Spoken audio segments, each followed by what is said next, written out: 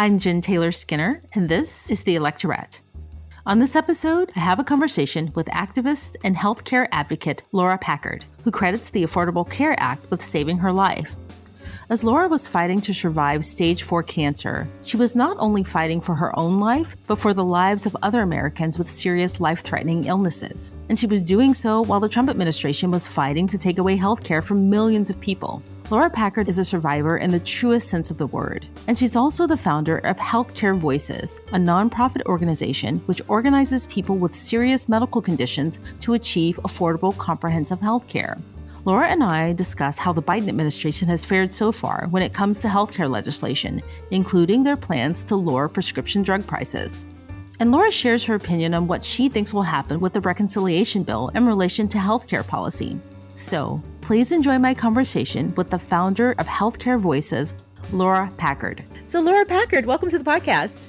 Well, thanks for having me. So, the last time we spoke, I can't remember if it was, I think it was shortly after the Biden administration or the 2020 election, and probably post-insurrection. But I want to know how you're feeling several months into the Biden administration, just kind of broadly about, the direction they're going with healthcare. Well, I'm feeling pretty good. The administration did a lot more than I was expecting right out of the gate. And they're working on even more. So I'm surprisingly optimistic. So, I just want to remind listeners of your story. Like I said, we've spoken before, but I just want to remind them that you credit the ACA with saving your life, right? And now you have your own organization, Healthcare Voices. And so you're training other constituents to tell their stories like you did after, the ACA. And apparently there is a powerful role for storytelling in, shaping the debate around healthcare, right? And policy. What do you think that role is? Well, I think people matter and legislators pay attention to their constituents. I think that you can reach an elected official with your personal story in some ways much more than a 16-page policy paper and so on. People make these complex issues real and can really motivate somebody to keep fighting. So all of the healthcare pieces that Congress is working on right now are meaningful to at least one legislature on a personal level. For example, Senator Warnock and Senator Ossoff, the newly elected senators in Georgia, they are personally pushing for the provision in Build Back Better that would create a federal program to cover people in the Medicaid gap, which means that there's millions of Americans right now that can't afford health care, and their governors and their conservative state legislatures refuse to expand Medicaid to cover those people, even though this was a part of the Affordable Care Act. And for years and years, low-income people in these states should have had health care, but their elected officials refuse to do their job. So Georgia is one of those states. So Georgia's new senators are pushing for a federal solution since Governor Kemp and the Republican legislature in Georgia refused to do their job. Wow. So you said that the Biden administration did some things right out of the gate that impressed you. What are some of the other things that they've done? Well, they rolled back some of the Trump attacks on the Affordable Care Act and on healthcare in general. But he also opened a special enrollment period so that people could sign up for health insurance right away instead of waiting until November for the next enrollment period. So they made healthcare more affordable and accessible. They turned back some of the Trump administration attacks, and they opened up the enrollment period so that people wouldn't have to wait. But I think that recently closed, right? Was it August, Yes. mid-August? So I've been trying to wade through the enrollment periods. When is the next opening? I don't know. I know there's a special one coming up in November, right? Well, it's the standard one. In the past few years, under the Trump administration, they cut back the open enrollment periods. And so the way it has been in the last couple years or so is November 1st to December 15th. It's proposed to make it November 1st to January 15th. That rule has not gone through yet, but that's something the Biden administration is talking about. So November, and it's now September. So in a little bit, open enrollment for the ACA will reopen. This is such a silly question, but just thinking about that period, November 1st through December 15th, possibly January 15th. okay, this is so silly. Why do we have any enrollment periods? Why not just make it a rolling enrollment period? I don't know. Well, in some states like California and some others basically have an open enrollment period all year long due to the pandemic. The reasoning behind having a specific period of time is so that people don't wait until they get sick before they enroll in health insurance. If you could enroll anytime, then the thought is that some people just wouldn't pay for health insurance. And then once they started feeling sick, they would get it that month. And so that raises the rates for everybody because they haven't paid into the collective pool. So that's the theory, except in practice, that doesn't really turn out to be so much the case. So this is something that the insurance companies want, and so far they've gotten it, but we'll see. Because the way it turned out this year, open enrollment is going to be for most of the year because they opened it up February 15th and it ran through August 15th. So for most of the year, you were able to sign up for health insurance. And it doesn't look like that has hurt the business model of insurance companies at all. Right. That's what I was thinking. Just instinctively, I was thinking that, does it really hurt insurance companies? Probably not. So let's talk about the plan to cut prescription drug prices, because I know that's one of the things that the Biden administration has recently proposed. What do you know about that? What's the plan there? And is part of this being done via executive order? Well, the Biden administration just released their plan last week, but Congress is working on the reconciliation bill, the Build Back Better bill right now. And the House and the Senate have different approaches. The House has already passed H.R. 3, which is a really far-reaching bill. They passed it, I think it was last year or the year before, where it just went to the Senate to die. So that's their starting point. And then on the Senate side, their starting point was narrower. The Wyden-Grassley bill was narrower, covered fewer drugs, would have meant less savings. So they're sort of coming from different points. And we'll see what the finished product looks like, if it's larger or smaller. But both sides, the House and the Senate, and also the president, are really committed to lowering the cost of prescription drugs. So I believe we will see something. It's just a question of how far it will go. Yeah, the U.S. has some of the highest prescription drug prices in the world, really. Mm-hmm. And I'm curious as to if you could give us some high-level ideas of what's actually in that package. How exactly will they cut prescription drug prices? And what can constituents expect if that were to pass? Sure. Well, the major thing is right now, Medicare is not allowed to negotiate the cost of prescription drugs. So unlike the VA and other federal agencies that can use their purchasing power to get bulk discounts, Medicare is forbidden by law from doing that. That was written into the Medicare Part D legislation that George W. Bush shepherded so many years ago, because obviously he was a friend of Big Pharma. So they wrote into the law that the government couldn't take advantage of our own purchasing power to save American taxpayers' money. So this has been ongoing for years and years. And Big Pharma's big donations have meant that politicians have not done anything about it, except now we're finally in a moment where Americans continue and have always supported lowering the cost of prescription drugs, because as a problem, this just gets worse and worse every year. But politicians have lacked the will to do something about it. Now they're sort of forced to do something about it, because this big package that's full of great things like paid medical leave and lower insurance costs and so on, part of how they're going to pay for it is the savings generated from finally using the government's power to lower the cost of prescription drugs. And so depending on the House and the Senate approach and the Biden administration approach, what exactly it winds up looking like, one of those pieces would allow insurance companies to buy into the same discounts that the government gets from pharma. So this wouldn't necessarily just lower prescription drug prices for seniors on Medicare, but it could lower prescription drug prices that all of us pay. And as you mentioned, we pay the highest prices in the world for our prescription drugs. So it's about time that Congress did something. Of course, that has broad support, right? I mean, who doesn't want to pay lower prices for prescription drugs? And, obviously, Big Pharma would lose out on that. And I'm curious as to what your opinion is in regards to the Senate, because all of these bills, they sound great, right? We could talk about voting rights. We could talk about, reproductive justice. We could talk about so many things, but healthcare is probably going to die in the Senate like a lot of other bills. I'm just curious as to what your opinion is. Like, we don't know what's going on in the mind of Joe Manchin, just to mention someone whose name comes up often. I mean, there have been claims that, he does have ties or has gotten, some donations from Big Pharma. And just what are your thoughts on that? Well, his daughter works for the company that jacked the price up of EpiPens. So his family has done very well from Big Pharma. But I don't share your belief that this package is dead on arrival. There are some things that you need to have 60 votes for because of the filibuster. The things you mentioned, like voting rights and the right to reproductive care, including abortion. So those are things that, at least at the moment, you need 60 votes for in the Senate. But because of the way this bill is using the reconciliation process, they need 50 votes.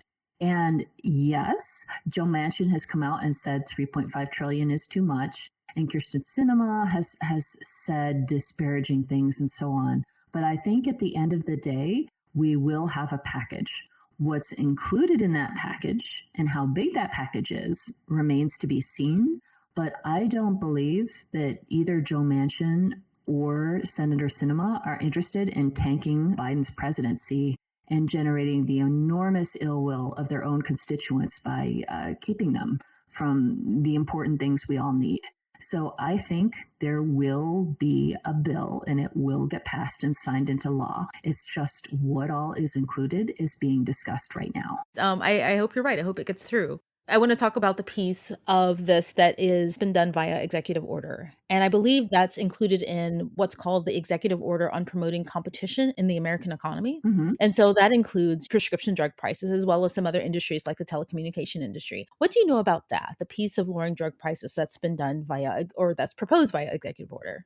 Well, I think that the Biden administration's interest in attacking monopolies is fantastic because we've seen not just in healthcare, but in everything, in big tech monopolies, in hospital consolidation. In all of these areas, companies have been able to run amok in the past few years with no guardrails. The FTC has not done anything to stop more accumulation of power as these companies get bigger and bigger until they are, quote unquote, too big to fail. So I think an administration that is bold and is actually trying to break up monopolies instead of encouraging them is going to be huge for American consumers in all facets of our life, not just when it comes to healthcare. So I think that it's easy to put out paper. It's harder to actually enforce. The Trump administration put out a lot of executive orders the executive order that was going to theoretically cut the cost of prescription drugs, and then that ended up didn't pass legal muster. It wasn't implemented correctly. It wound up being a big nothing burger. So again, it's easy to say these things. It's harder to actually do them, especially as more industries consolidate. Companies gather more and more money, more and more power, and it gets harder and harder to rein them in. But we need a trust-busting president. We need a new Roosevelt because the balance of power in our country is way out of whack right now. So can you tell me a little bit about the Medicare expansion piece? Because that is really complicated, actually, and confusing for a lot of people. What does that entail? The Medicare expansion piece has been complicated in that there are several different facets of, lowering the age that people can get Medicare. There's strengthening Medicare, including vision and dental and hearing coverage. And so figuring out how big is the pot of money that Congress is working with and which priorities get included. From everything I've heard, it sounds like lowering the age is less of a priority. And part of the reason for that is that means taking on the insurance companies, because if you lower Medicare to, say, age 60 or age 55, that means that big insurance is losing their customer base between age 55 and age 65. And as it turns out, those are the highest prices that Americans pay for insurance. Is older Americans that are not yet at 65, they pay the highest rates. So those are some customers that insurance companies would like to keep. So it means taking the insurance industry dead on, and it doesn't sound like there is the will to do that. But I mean, understandably, if you are taking on big pharma, maybe you want to limit how many battles you fight at one time. so that you don't get overwhelmed. Because at least for right now, the amount of TV ads that I've seen from Big Pharma alone bad mouthing this policy is just amazing. I was on a plane the other day and it felt like every other ad I saw on this plane was talking about, oh, poor Big Pharma will never be able to create any new drug if we take away their profits. And like, really? Yeah. So you're not going to create any new drugs ever unless we pay more in profit than any other country in the world. It's somehow our responsibility to give your executives car elevators and fifth mansions. Okay. So I am not crying at night for the poor Big Pharma with some of the highest profit margins in the country. And you know, clearly they're hurting for money, which is why they're dumping multi-million dollars on these ad campaigns. So anyways, they've already reacted to this threat to their obscene profits. So the more industries you take on at once, the more money and lobbyists are going to be marshaled to tank the entire bill. So I can understand passing on the particular fight of lowering the age of Medicare. Medicare strengthening, I read something interesting about one of the issues. Dentists don't really like the idea of Medicare expanding to include dental coverage because they feel like Medicare will pay lower rates than private patients do. But again, you see this short-sightedness over and over again, like the insurance companies not wanting enrollment to last all year, where, you know, they do just fine. They get plenty of customers this way. And dentists may feel like Medicare will offer a lower rate, but you will get so many more customers. You have to have a broader vision than just protecting your small piece of the pie. Look at growing the pie. So yes, I saw that some dentists were against this for parochial concerns, but I think that they staged it out that dental coverage wouldn't kick in right away and so on. So we'll see what ends up coming out of the kitchen in the next few weeks because they are furiously cooking away.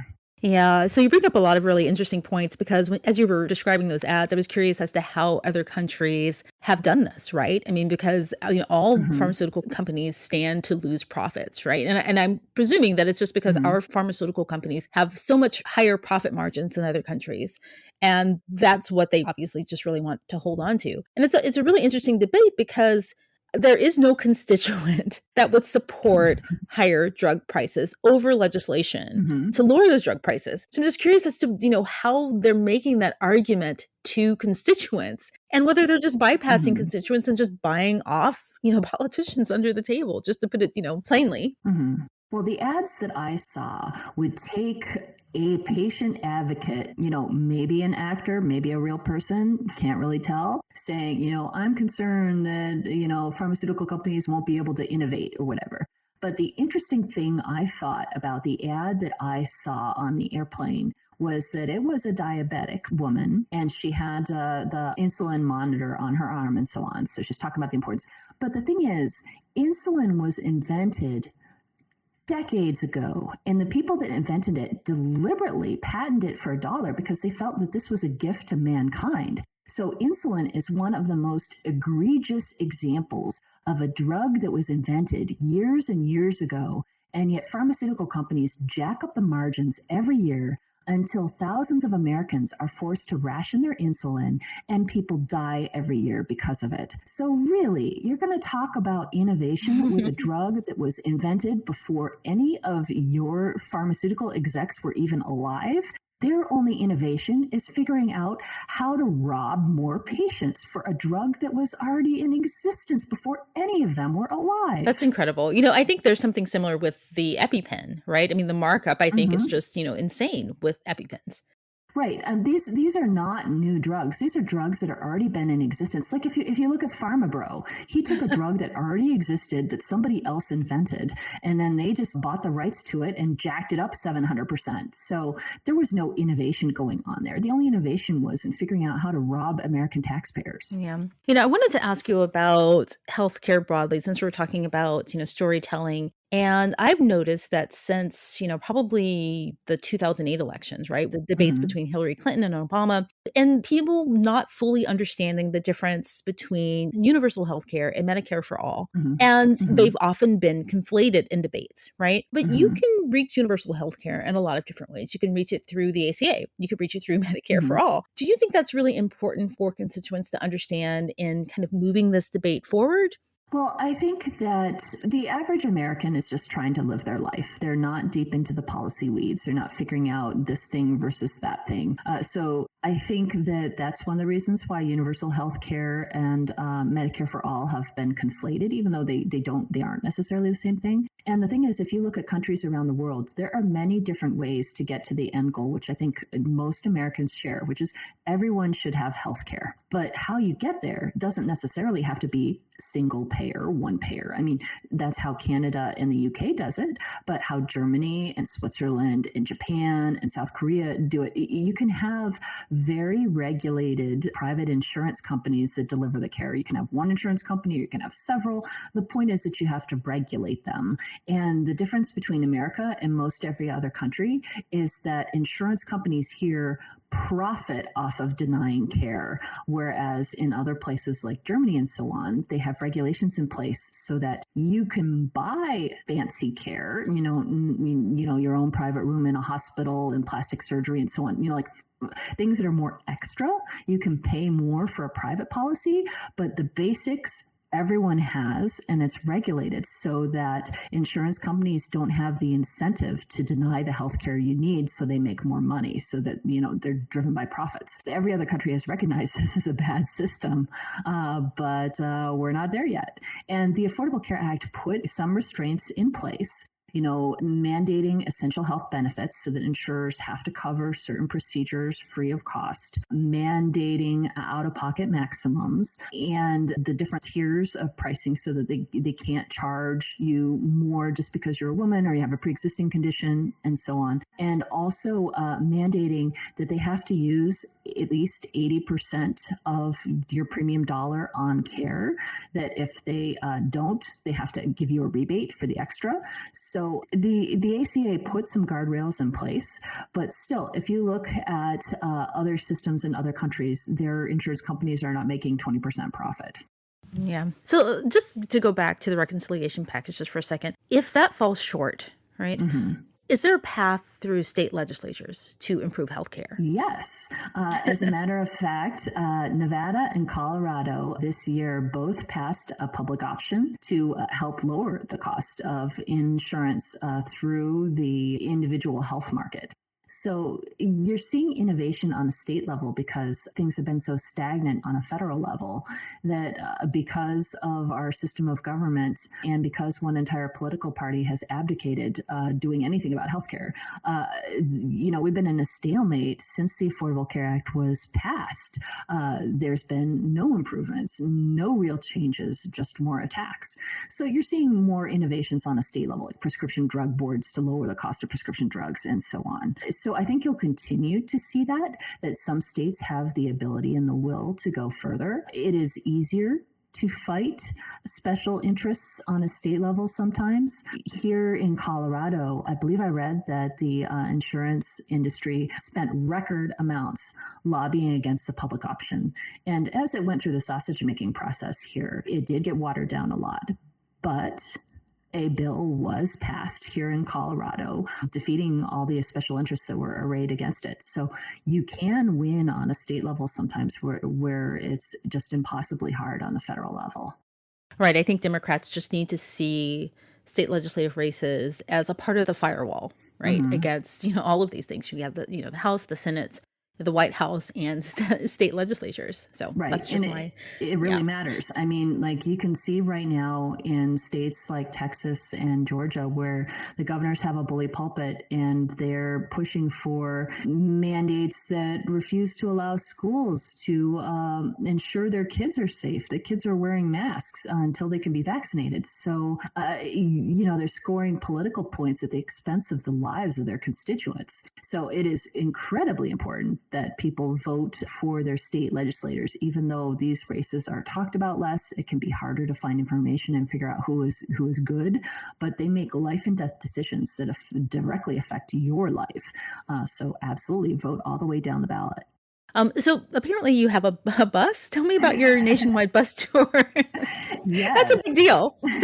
So Protect Our Care had a bus tour for the month of August through Labor Day weekend. We started off in Maine and we went all the way down to California and Las Vegas. We were talking about lowering the cost of prescription drugs. So this was the answer to Big Pharma's big wallets. It was going state to state, city to city, sharing our personal stories and telling our legislators why we need them to vote for this. So it was not only talking about that, but also talking about some of the other healthcare pieces in this bill, including lowering the cost of Affordable Care Act plans, including expanding Medicaid. So states like Texas and Florida and Georgia, where their governors and their legislators are checked out, that the people in those states will still get the healthcare they need. And strengthening Medicare, including vision and dental and hearing coverage. So we just got off the road and it was a really big success. I think that we reached people that hadn't necessarily heard this message before. And getting on the local news in some of these cities means that people will hear and understand that what Congress is doing right now affects their health and pay attention. So the bus is parked for now. I mean, yes. The bus is parked. You could have another tour, what is it? Black Voters Matter. I think they have a bus like every election cycle, every campaign cycle. I would expect there will be more buses next year, but hopefully those buses will be fueled on healthcare reform that passed this year. Exactly. Wow. Well, Laura Packard, thank you so much for joining me. I'll be watching the reconciliation package and seeing what, Healthcare Voices does next. And thank you so much for all of your work. Thank you. And if you haven't contacted your legislators yet, call your senators, call your representative, make sure they vote for Build Back Better and include all the healthcare pieces.